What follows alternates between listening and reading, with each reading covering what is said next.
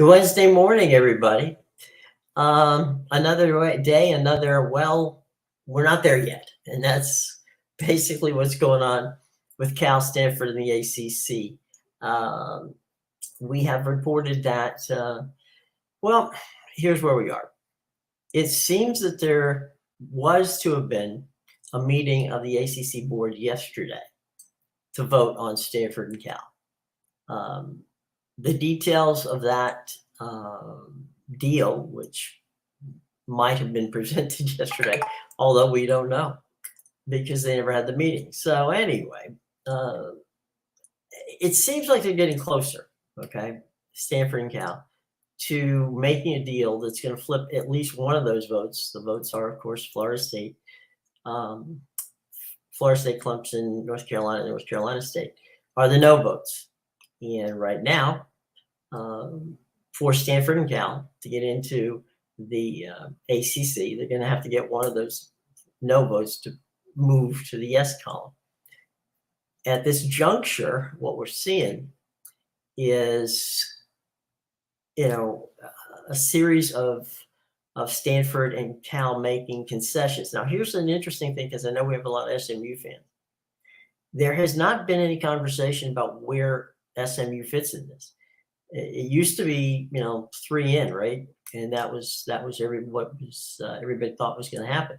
Right now, I'm not saying they're not going to get in.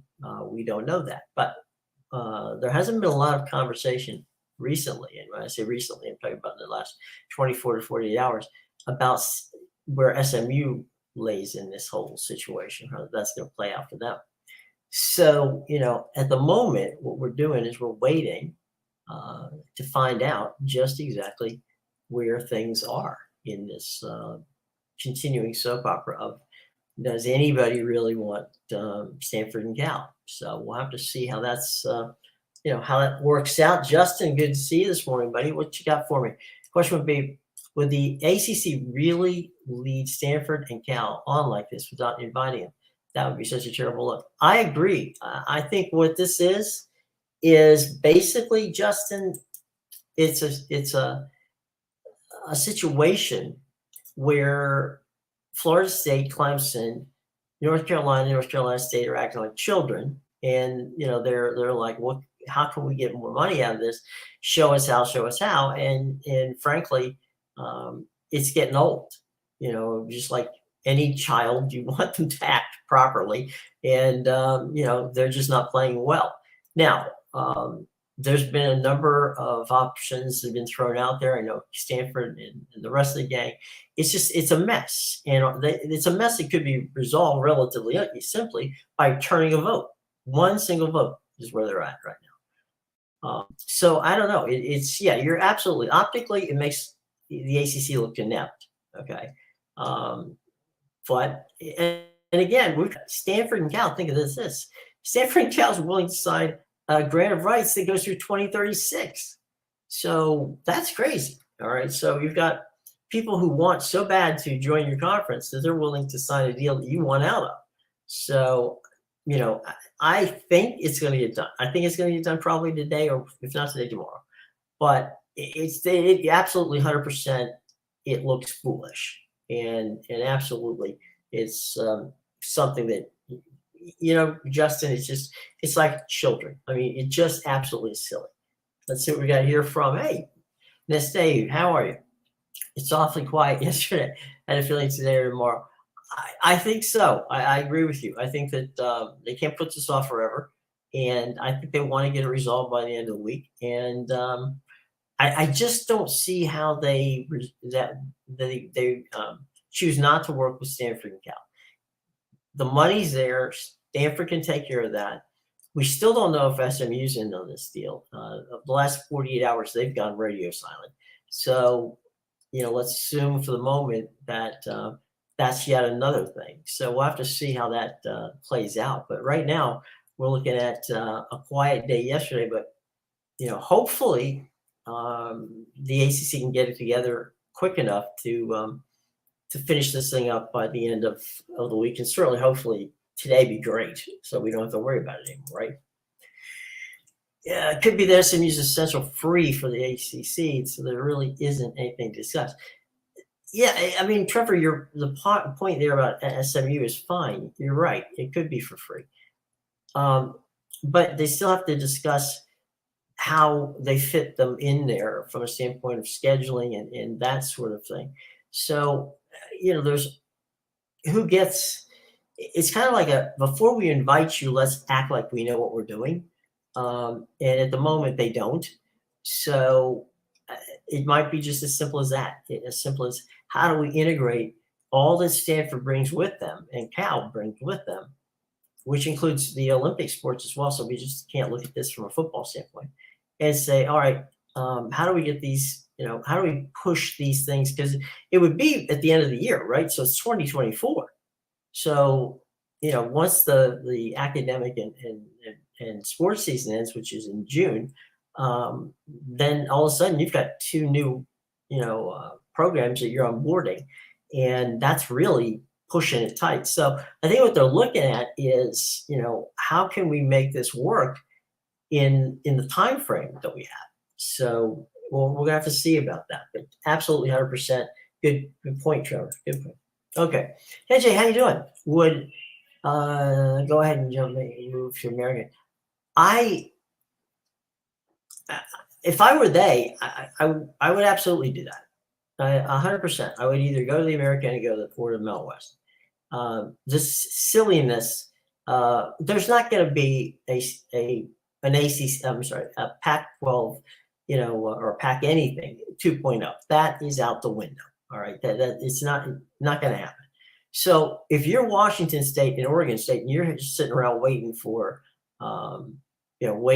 this Stanford and Cal drama to get over, you're foolish. I mean, 100% foolish. They should be on the phone to Michael Resco at the American or or the Mountain West and say, look, we would like to discuss the possibility of joining. So they make a formal, maybe it starts informally chats and then it make a formal deal and get it over with, because it's lingering death for these guys. I mean, Oregon State and Washington State are just sitting there waiting for Stanford to decide, and Stanford is running, and Cal literally are going 3,000 miles away from them to get into a conference. So what if under what planet does it make any sense to even begin the conversation about Pac 2.0 when the bell cow, which would be Stanford, of your potential new league is it doesn't want to be there. I mean, they clearly don't want to be there. So I don't see how that's a good thing, KJ. I really don't. Hey, Rug. Feels like the AC's going. I think they are. I think they are. I think if they were to add Oregon State and Washington State to the American, that would be a pretty good bit, and they actually might even be able to bump their TV money up a bit. So I think that the American would be the winner out of this, because they're getting two good programs in Oregon State and Washington State. Let's make no sense, beat around the bush here.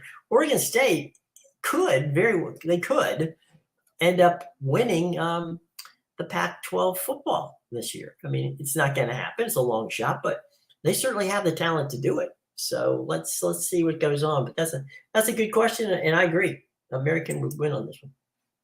Justin, local news is getting that Gloria Nevis is visiting Pullman. If I were she, I would.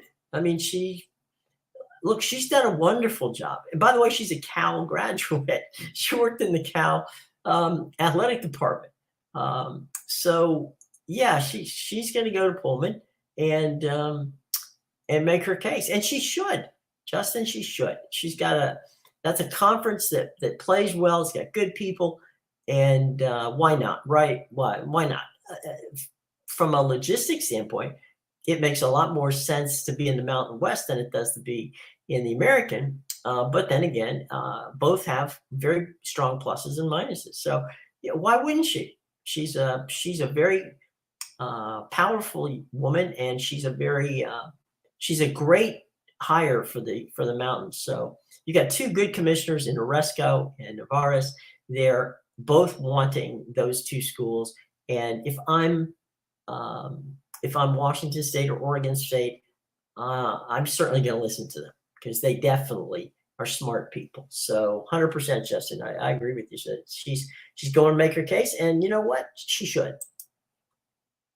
Moen, how you doing, buddy? Do you believe it actually only 4 votes no to block it? But if you think that the polite yes was from Miami becomes a no, is it still possible to screw this up? Yes, 100%, Moen. Absolutely.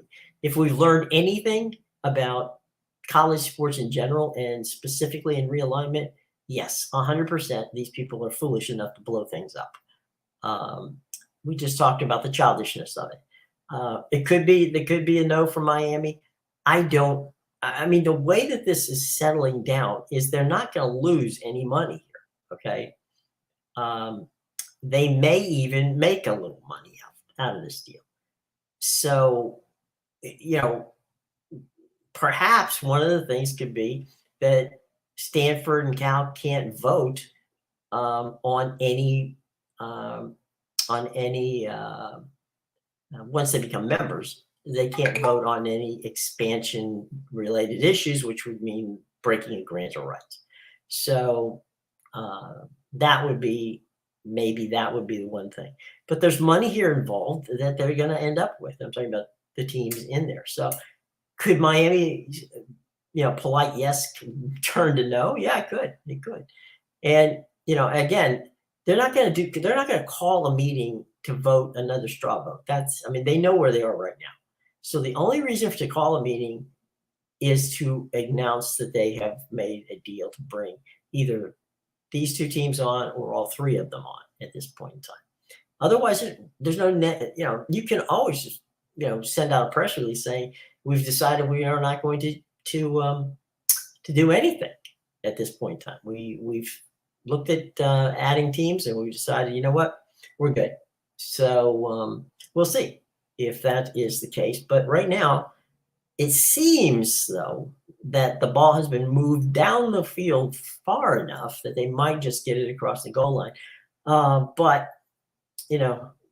as we know, anything can happen, and it can happen in a heartbeat. So let's they can get that yes, as you say, the polite yes from Miami could become a hell no from Miami. So yeah, flipping one vote may not be enough. They may have to flip a couple. So you're right, Moen, 100%. All right, what do we got here? So hypothetically, saying if Stanford and Cal don't get into the ACC, don't get the ACC, I think Stanford will explore every option to them that has nothing to do with building another pack. Stanford could go independent. They could go independent. They've got the resources to do it. They could go independent and say, you know what, let's go independent for a couple of years, and then let's see what the waters are like, and maybe we can get into the get into the Big Ten or get into the ACC or down the road. So I think that's possible. They've got the money to do it, and they could probably get a nice little teeny TV, nice little Apple TV contract out of the deal and roll on. Cal can't. Cal doesn't have that kind of money. So Cal would have to seriously consider going to either the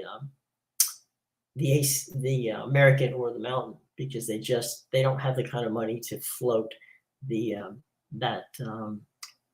athletic department in an independent way. The only one of the group that could do that is Stanford at this point in time. So yeah, I would agree with you about the Stanford part of it. What we got here, if Washington State and Oregon State go to the American, are there any chances that the American poaches on the top? Yeah, it certainly wouldn't be. I would think they would be I would think they would entertain the possibility of San Diego State, Colorado State, maybe even UNLV. There's a lot of programs out there that if the American would want to go shopping in the Mountain West, it would be very attractive. If it were me, and it's not, but if it were me, I would strongly consider, if I'm Navarro and Oresco, sitting down, and rather than seeing their conferences being poached, put together, an American Mountain Conference where you would have a super conference of G5 schools and have all the good G5 schools there. And I think that would be, they got 5 time zones because you had Hawaii into that. So, I mean, what a heck of a conference that would be. That would be a lot more fun, I think. So it's possible that rather than beating up on each other, the other option would be to work with each other. So maybe that's what they do, maybe it doesn't, but we'll see. But yeah, it's if it were me, and I know that Mike Oresco is a good, solid business person and a good, someone who is aggressive. It wouldn't surprise me at all if Mike, and the team at the American go forth and would consider other institutions. And I would think that there were some in the Mountain West that would be very pleased with it. By the way, they've got the ESPN deal, so ESPN probably would be happy to see them add some, West Coast teams too. So yeah, 100%. I think that's certainly possible. Absolutely, 100%. All right, Jeff, how are you? It appears to me that the 4 ACC schools would rather kill the conference in hopes that they'll get big money later than rather preserve a modest bump now. Yeah, they do feel that way, doesn't it, Jeff? I mean, it feels like let's just blow this thing to hell and hope that the bits and the pieces come back. The problem with that, is if you're not Florida State, Clemson, North Carolina, then, you just blew it up and your partners in this deal got screwed, much like Oregon State and Washington State are in that boat right now. Only these are schools like Syracuse, Pitt, Duke. I mean, there's some serious schools there that would not be pleased if they were left holding the bag. So yeah, I think that this is a situation where you've got, as you say, 4 schools, maybe 4 or 5, depends on the whole situation, are willing to blow this thing up, or thinks they're willing to blow it up, rather than receive, $4 or $5 million a year more than what they're getting right now. But we'll have to see how it goes, Jeff. We'll see if they go the nuclear option here anytime soon. But it's silly, but it is what it is, right? Good question, though. Under North Carolina law, even if Stanford, SMU, and Cal are added to as non-voting members, they would still count the votes of dissolution. So you go from, you're okay. Thanks for that, Mo, and I appreciate that. That's a very good thing to know, and I greatly appreciate you for educating me on that. All right, so if they did, they would still vote to have to vote for dissolution. That'd be, needed from 8 to 9 or 10. Yeah, I mean, I can see that. I never thought, though, and again, thanks for that. That's a good point. I never thought, though, to be honest, that that nuclear option was really an option. Okay, I think that was mere posturing. No one wants to dissolve a conference. That's just nuts. Okay, because the conference still owns the TV rights.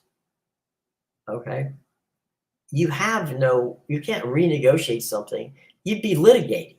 Okay, they would be in court for years on this. Okay. So we would have to see how that works out. But you're right, and I appreciate you bringing that to my attention. Really appreciate it. Follow up there from Moen. Also, making a little extra still puts them way behind. No matter what happens, right? They're still going to be behind the SEC and the ACC, and that's of their own doing. All right, they signed the contract. They signed the grant of rights. They knew how much money they were getting. Nobody in any way, shape, or form bitched about the fact that John Swofford at the time didn't put in any clauses in that damn contract, that grant of rights, or the contract, more specifically, the contract with the ESPN, where they could renegotiate or do a fair market value evaluation every 5 years. Okay, so right there, you've got the reason they're in this mess is because they literally didn't leave any out for themselves. There was nothing there that said, let's reevaluate this, every 6, 7, years, 5 years, whatever. It didn't even. It's not even in the television agreement, which would have made sense, but it did. They didn't go for it. So I mean, they didn't put it in. So I don't understand why they didn't. It's most contracts have that where you have a reevaluation period, even for a cost of living, pump. So I don't know. It's nuts. But welcome to the world, right? Thanks, Molly. All right. Would you love to see G5 Super Conference? Oh, you would love. Okay, me too. I think that makes a lot of sense. The teams in there would be better than a lot of the teams that are presently in the Power 5 conferences. So yeah, I would absolutely like to see it, and I think that those two together would make one heck of a super conference. So let's move on here. Trevor, SMU could always forego the dissolution. If the ACC dissolves, SMU would be in the same spot anyway. Yeah, well, I mean, SMU is in a very interesting, situation. They still go against the count, as Moen points out. They could always forego their dissolution by voting rights. If the ACC dissolves, SMU would still be the same anyway. But here, actually, Moen has a good answer for that. Let me give it to you now. It wouldn't matter if school as a member goes against the count. Simply majority gets raised with each addition. So that's why 8 now could become, as you say, 1 member takes it to 9, 3 members take it to 10. And so, there's the good point. And Trevor, of course, appreciates it. We all appreciate it. Very good. See, you guys are smart. You're very smart, and I appreciate you helping me out here on some of this stuff. Is there a deadline on this? No. I wish there were, but no. My guess is they don't want to start the football season with this stuff hanging over their head. So I'm thinking, they're either going to have to decide. And by the way, you have to make a provisions for what are you going to do next season, okay? Because next season's coming. When you kick off the football season, you're running fast. So we'll have to see how some of this works out. But the answer, technically, the deadline would be June 31st of 2024. That would be technically the deadline. It's not the deadline. The deadline has to be, as I said, somewhere in the next. It's got to be the next week or so. It really does, because otherwise, you just from a standpoint of recruiting and everything else, what do you recruit? If you're Stanford or if you're Cal, if you're Washington State, Oregon State, what are you telling any kid that you're going to recruit for next season? What are you telling the kids that are playing here now? Where are we going to play? We don't know. That's not a very good answer, right? So, man, I wish there was a date on that, but unfortunately, no. Do any of the remaining P4s have extra games inventory available? They can try to work out an agreement with Apple. At least Apple in the game. The inventory they have is maybe 2 games. How the schedule is that people schedule non-conference games. I don't think it's enough to make Apple, go in. The only thing that Apple would probably go in on would be if they had more content, and they don't have enough content for that. So it's not the only way Apple would have gone in there is if there would have been a PAC 2.0, and right now there's not that. Perhaps now, KJ, perhaps Apple would go in on a Stanford package if Stanford went independent. So that's a possibility. And remember this too, and this is a key point. The Mountain West Conference, their TV contract's up in 2 years. So perhaps what we see is, if we talked about that super conference deal, maybe some of that super conference package could be ESPN, and maybe some of it could go to Apple. So I think for the moment, Apple is just going to have to sit back and wait, because I just don't see how there is a pack going forward. It just doesn't make sense, given the fact that there's a very good chance that Stanford and Cal are not going to be a part of it. But I personally would have loved to have seen them sign the deal that was on the table with Apple earlier last week, or 2 weeks ago now, I guess it is, because Apple had some pretty cool ideas. So we'll see. But KJ, that's a good question. Hey, Jerry, what you got? Is the AAC reminds me of my ex-wife? That's funny. I hope you're on good terms with your ex-wife, Jerry. Yeah, it's crazy. It's funny. Thanks. That is funny, Jerry. Okay. Justin, some Big 12 folks are way too confident that the ACC will.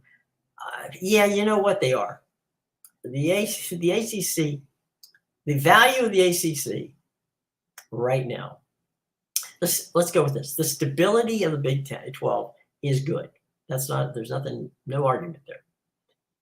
But the ACC completely imploding is not something you're right. It's not something ESPN wants. It's not something the ACC wants. And there's some big brands in there beyond. It boils down to, where is this all going to end, right? Where are these potential off-ramps for FSU, Clemson, North Carolina State, Miami, some of those teams? And I do think that we're going to have to see where we are in a few years when, the new contracts come up, right? So I'm not pronouncing the death of the ACC yet. It's not that they don't have good brands, that they signed a contract that, basically locked them in. So, I know that the Big 12's on a high right now, and they earned it. I mean, they came out, they persevered, and they earned that status. Now, it's one thing to see how the Pac-12, screwed their thing up, but I think that Mr. Phillips over at Jim Phillips, the commissioner of the ACC, can go to work on what happened to the Pac. So it's not like he needs to have any help there. I think he can see where they made their mistakes and keep from making those mistakes. And my guess is, if he lost any teams to a Big Ten or an SEC, that he would quickly backfill. And he's got tons of options to make that happen. So I don't think that the ACC will implode. I think that they've got they're smart enough to figure out what the Pac-12 did wrong and not make those same mistakes. So I'm thinking that they're definitely going to be here. In what form, we'll see, but they're definitely going to be here. Okay, Jerry. My guess is that if the neighbor got the new car, we had to get a new car. Okay, there you go. Well, the new cars for the ACC would be Stanford and Cal. And if it's Stanford, and Cal, then you're getting yourself a Mercedes-Benz and maybe a Lexus or something like that, because you got Stanford's going to bring money. Cal's going to bring some prestige and also academic dollars. So there's money there that they're going to bring to the conference, and there's some ideology that's a little doesn't quite square, but there's also the academics may overcome all that. So we'll have to see what's going on there. But yeah, thanks, Jerry. Appreciate it. Moen, if you go to Stanford for football, are really going to Stanford for football? Some kids are. I mean, some kids like the idea of how Stanford is, is made up of a strong academic program with a strong athletic program. I mean, you can't fault Stanford's history, right? I mean, we're talking about Stanford, most of it being in Olympic sports, but Stanford, when Jim Harbaugh was coaching there, early part of Shaw's reign at Stanford, they were winning, and they've produced some outstanding players, as has Cal, over the years. So Stanford is an entire program. Okay, they've got everything. We know that they've got the Olympic sports. We know that they've got obviously top-notch football and good basketball program. They've had some taking them lumps this year, the past couple of years, no doubt. But Stanford is not devoid of good football. And if you go to Stanford, in many ways, Stanford is like Northwestern. Okay, if you're in the Big Ten, or if you're in the SEC, it's like going to Vanderbilt. I mean, you're going there for an education, and you're going there to play, and you know what you're getting into. A lot of kids from Stanford play in the NFL. A lot of kids from Cal play in the NFL.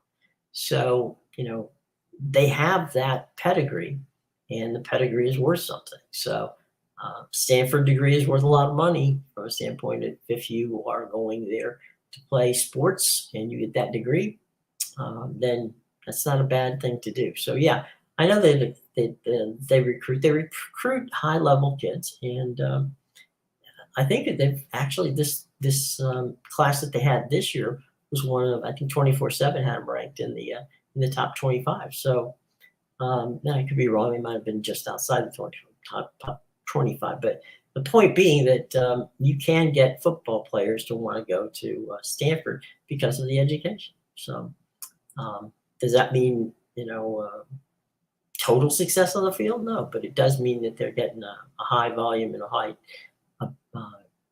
smart group of kids, basically. And just ask Christian McCaffrey; he'll be happy to tell you. So there you go. With NIL, yeah, they've been, the NIL there's been kind of weird. It's kind of like, all right, yeah, there's money, but there's not money in that whole. They're not as open about the NIL situation, and we have to look. Jerry bring up a point. We're going to have to keep our eyes on what's going on with these laws, these state laws that we're getting coming very, very soon, where they want to become employees. I mean, states want them to become employees. Once they become employees of the university, okay, then you're really the only difference at that point between a professional athlete and a collegiate athlete is that you're giving them a scholarship. I mean, that's really the only thing. So we are very close to a pay-for-play model, which we have now in the NIL. But if we take it one step further and make them employees, then there's a potential of the unionization of it, which would, put together some sort of potential collective bargaining deal. You would then become insurance would become an issue.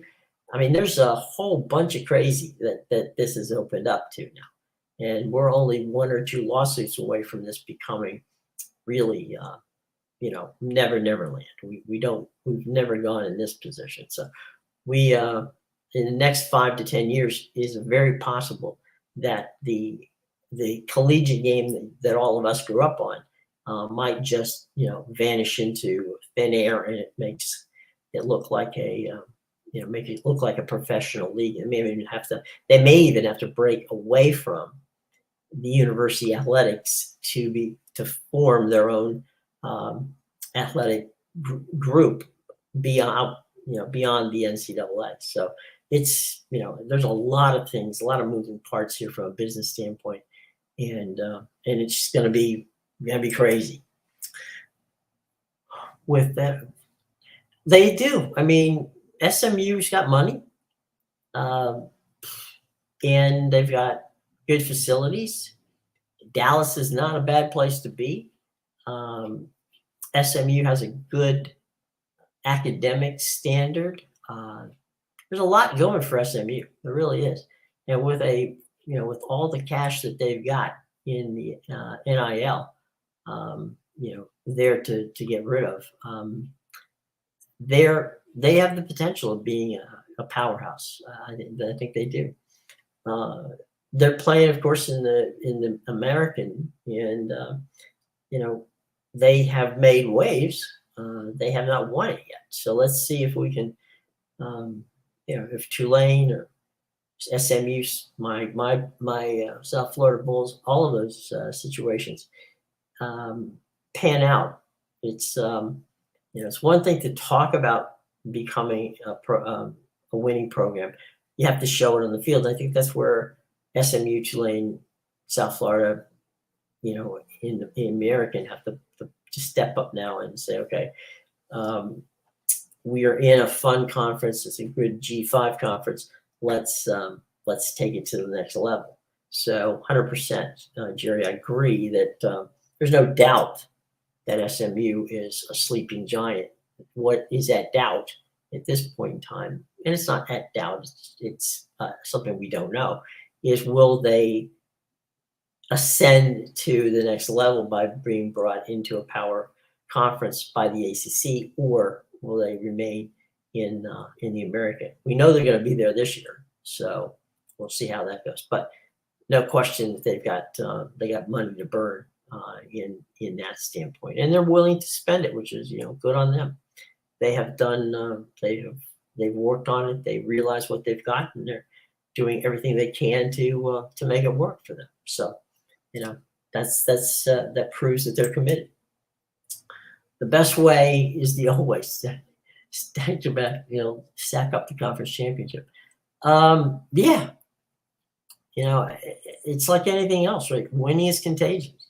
If SMU can win and prove that they've got it, the program that you fear on the field as much as you don't want to go against them in the NIL situation too, 100%. I think that's a very good point. And look, nothing.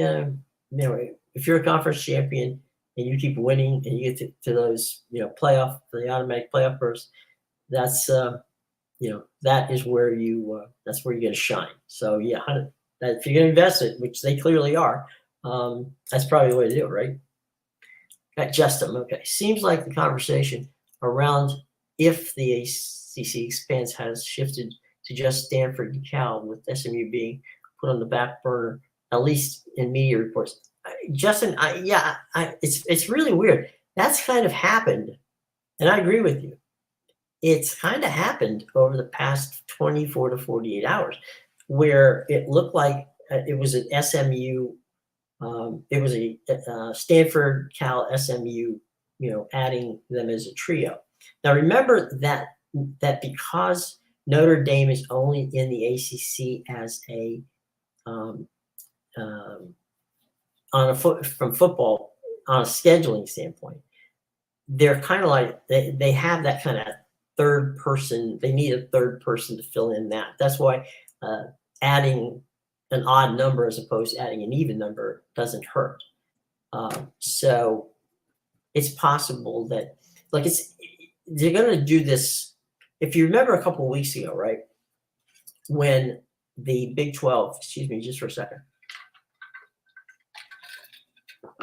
running on a voice. If you remember the Big 12, when the Big 12 brought on the four corner schools, obviously Colorado went first, but then they individually invited and individually voted on Arizona, Arizona State, and Utah. That's the way it goes. You can invite all of them at the same time, but you vote on them individually. And so it's very possible that the SMU portion of that presentation has been made and that they've made their case. And so we're just not hearing about it because, Cal and Stanford are taking up all the oxygen in the room. So that could very well be a problem as to why we're not hearing much about SMU. I've been hesitant to say that SMU is out of it because I don't think they are. It's just they haven't been mentioned. And I think we all, one of the things that we've learned in realignment is, out of sight, out of mind, right? You don't want to not be mentioned. But I wouldn't, if I'm an SMU fan, be panicking yet because, no deal has been struck. No ink has, gone on paper and nobody's gone anywhere. So you're still in the game until you're not. And right now, I think they're in the game. So we'll see. We definitely will see. Greg, what do we got? If all automatic conference qualifiers are removed from the CFB 12 pin tables, do you think that happens at conference championship games, TV rates? I think they would dip. I don't think everybody wants to see the same damn conferences and the same damn teams play year in, year out. We saw dips in ratings.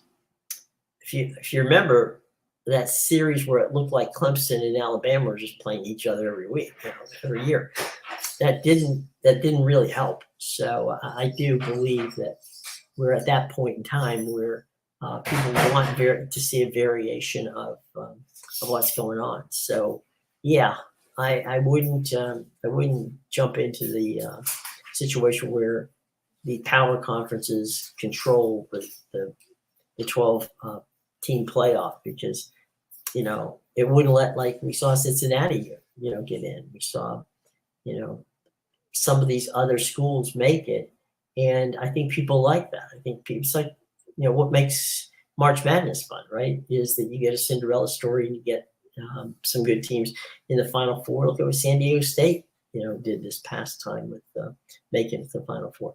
So I think that we all want to see that as college sports fans. I don't think we want to see the same, Ohio State, Michigan, Alabama, Georgia, just those four year in and year out in the playoffs.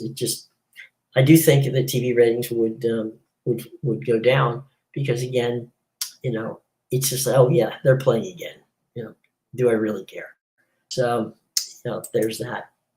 It seems important to me that champion needs to get certain type of preferable seating to make games important. The champion needs to get some type of preferable. Are you talking about seeding or seating? That doesn't preferable. I think you're probably talking about seeding, which would, that would make sense. Yeah. Personal seeding to me games important. Yeah, I understand. Yeah, seeding like they do in the NCAA tournament. So yeah, it's that's where we have those fun games where the 5-6 seeds for the 4-7s are always the fascinating ones. But yeah, that's a good point. Definitely a good point. The pack with the addition of the best American boys, you say, would look good, but I know if they see, but it's is their number one goal. If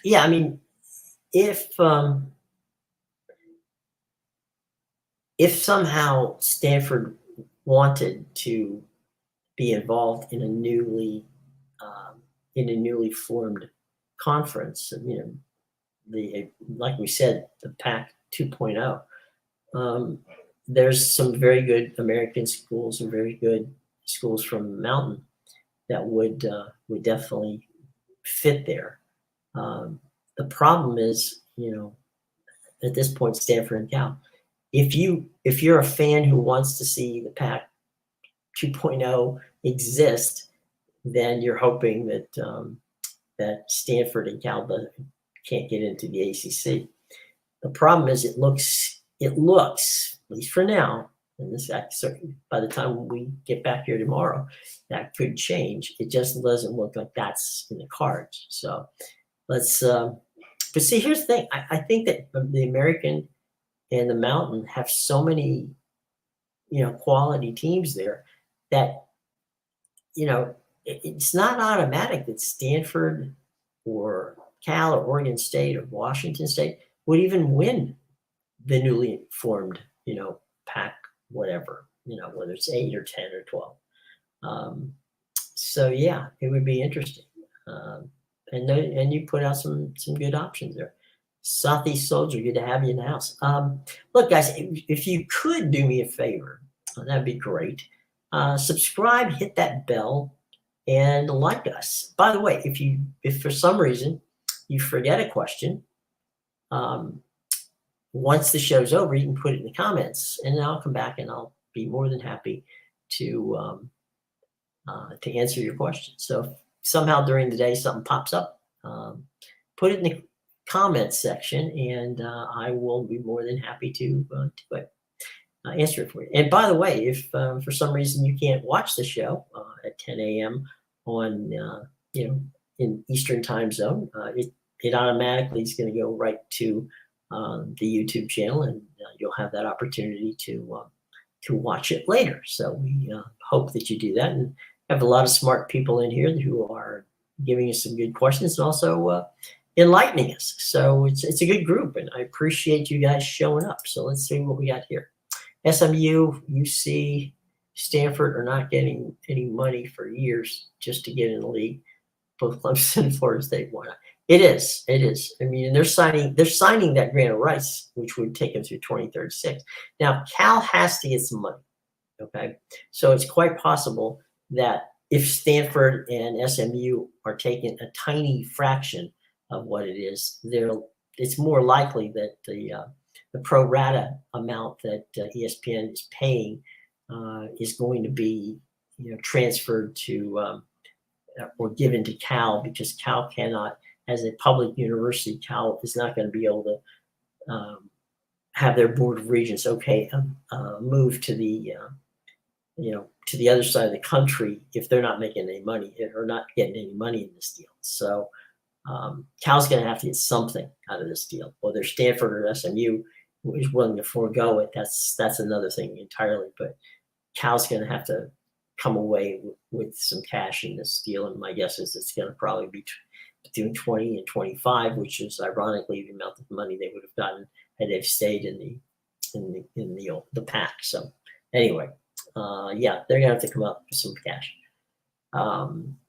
Okay, SMU. So yeah, they do. There's no doubt that SMU has money, and there's no doubt that they have clout as well. I mean, not everybody can pick up the phone and ask former President George W. Bush to make a phone call for them. So and he doesn't. So it's a pretty cool thing. And his wife Flora went to SMU. So good friend of mine, Bob Goodrich, who made his name by being the producer of Monday Night Football during the Howard Cosell, Dandy Don, Meredith situation. Definitely was an SMU grad and a very proud one. So there you go, guys. So any final questions before we get out of here on a Wednesday? We'll be talking tomorrow about some of the broadcast teams and what they're doing this year. From the ESPN side, from the CBS side, from the NBC side, from all over the place. We're going to get a chance to see everybody on this one. So by all means, that's going to be fun. So we'll see all that going on tomorrow. How soon would you expect to hear from the ACC News? My best guess, as I said before earlier, Southeast, is it, I don't think it's going to go beyond this week. It could even be coming today. I just think it's, you can't drag this thing forever, right? So let's hope it does, right? We're getting tired of it. All right, KJ, thank you, buddy. Good to see you. Always, Soldier, I appreciate it. Without you guys in here, it wouldn't be fun. And you guys are super. Enjoy talking to you. Enjoy questions. I mean, I'll ask good questions, and in many cases, as I say, you educate me, so it's a team effort here. And Jerry, really appreciate it, buddy. So, all right, gang, tell you what we're going to do. We're going to get out of here, but we'll be back tomorrow, and we hopefully will find out by that time if Stanford and Cal have made the jump some 3,000 miles away to the other coast. The soap opera will be over one way or the other, we hope, today, tomorrow, or sometime in the not too distant future. Okay. Well, guys, have a great day. Thanks very much. Again, subscribe, hit the bell, like us. If you have any questions later, come on back, put it in the comments, and tell a friend. Have a good day, guys.